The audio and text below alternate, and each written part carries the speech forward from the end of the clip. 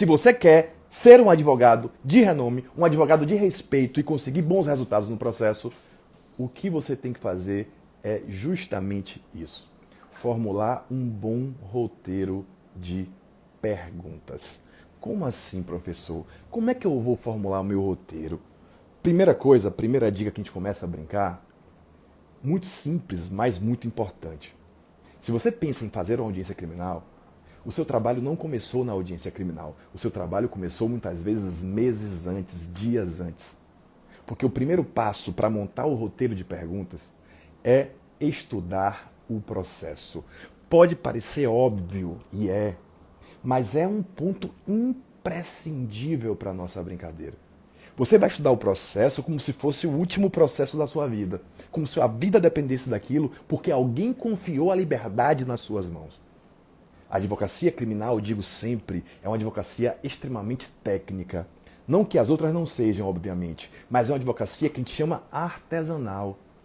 Enquanto meus colegas fazem 5, 10 prazos em um dia, e tudo bem, cada um tem sua seara, sua prática, sua tecnicidade, você não pode ter 2, 3 prazos criminais num dia só. Você vai ter um prazo criminal.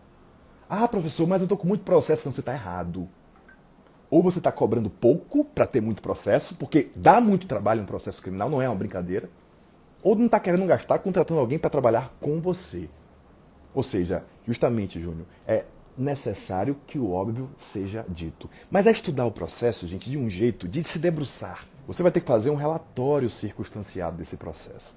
Só para a gente aquecer. Então, o primeiro passo é óbvio, é estudar o processo. É fazer um relatório circunstanciado. Galerinha bonita, como assim estudar o processo? Eu vou fazer um relatório, já contei isso. Você vai ter um relatório de 2, 3, no máximo 5 páginas, que vai lhe dar o retrato do processo inteiro. Então, chegou um processo no escritório, em que fase ele estiver, a primeira coisa que você vai fazer é ler e fazer o relatório. Como é esse relatório, professor? Simples, mas muito didático.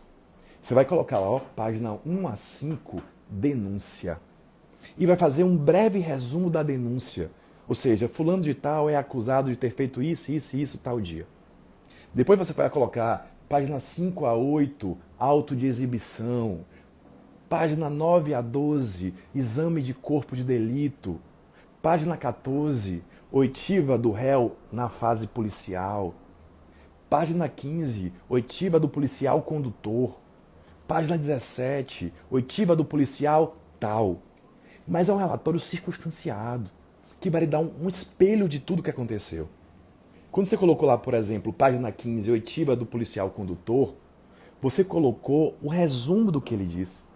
E mais do que isso, já com o olho clínico de defesa, de defensor, de advogado, raiz, de veia, você já colocou eventuais intercorrências. Você já identificou eventuais arbitrariedades, eventuais divergências. Então a primeira dica é simples, mas é a mais importante, é o antes.